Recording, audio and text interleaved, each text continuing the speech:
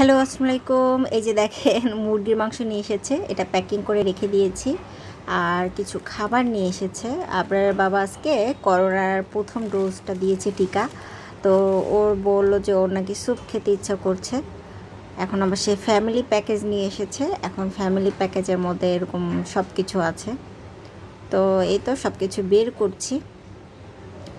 আর করোনার টিকা আসলে এতদিন দেওয়া হয়নি ভয়ে। আর ভেবেছি ভালো যে টিকাটা ওটা না পেলে দিব না। তো আমি হয়তো বা শনিবার যাব টিকা দিতে। তো এই তো সব কিছু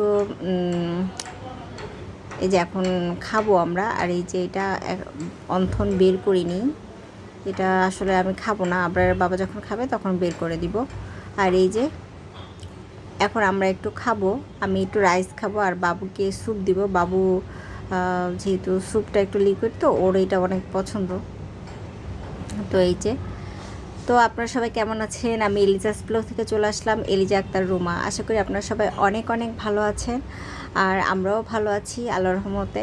আর এই শীতে না কোনো কিছু রান্না করতে ইচ্ছা করে না। সকালবেলা তো আমি উঠি ঠিকই, ভাত রান্নাতে দিয়ে আবার শুয়ে পড়ে গিয়ে এরকম অবস্থা। তো হয় কি, আমি এর জন্য আর কি রাত্রেবেলার দিকে রান্না করে ফেলি, যেন সকালবেলা উঠে আমাকে রান্না করতে না হয়, আপনার বাবা যেন খেয়ে চলে যেতে পারে। তো এই হলো অবস্থা। আমার রান্না আছে, ডাল দিয়ে লাউ দিয়ে সবজি রান্না করা আছে, আবার লাউয়ের শুকলা দিয়ে আলু ভাজি করা আছে। সকালবেলা আমার আর টেনশন নেই, কারণ আপনার বাবা সবজি না হলে আবার রাগ হয়। তো যাই হোক, এই যে স্যুপটা বাবুকে দিলাম। আর সকালবেলা ভেবেছি ডিম ভেজে নিব, ইলিশ মাছের ডিম আছে, এগুলো দিয়ে আসলে হয়ে যাবে। আর এই যে খাচ্ছি, আমি আপনাদের একটু শেয়ার করছি খেয়ে। তো এই যে আজকের এই রাইসটার মধ্যে এত পরিমাণে সস দিয়েছে যে টেস্টটা নষ্ট করে দিয়েছে, আর স্যুপটার মধ্যেও। আর এই তো আমাদের খাওয়া দাওয়া শেষ। আর সকালবেলা ডিম ভাজবো, আর ডিম ভাজি, আর ডাল দিয়ে লাউ তরকারি ছিল এবং লাউয়ের শুকলা দিয়ে ভাজি ছিল, এগুলো দিয়ে আমাদের হয়ে যাবে। আর আমি এখন, আমার রান্নাঘরের অবস্থা খুবই খারাপ। আমার রান্নাঘরে একটা নতুন সদস্য আসবে, তো আমি আমার জানালার এই গ্রিলগুলো একটু পরিষ্কার করছি, কারণ একটু ময়লা হয়ে গেছে।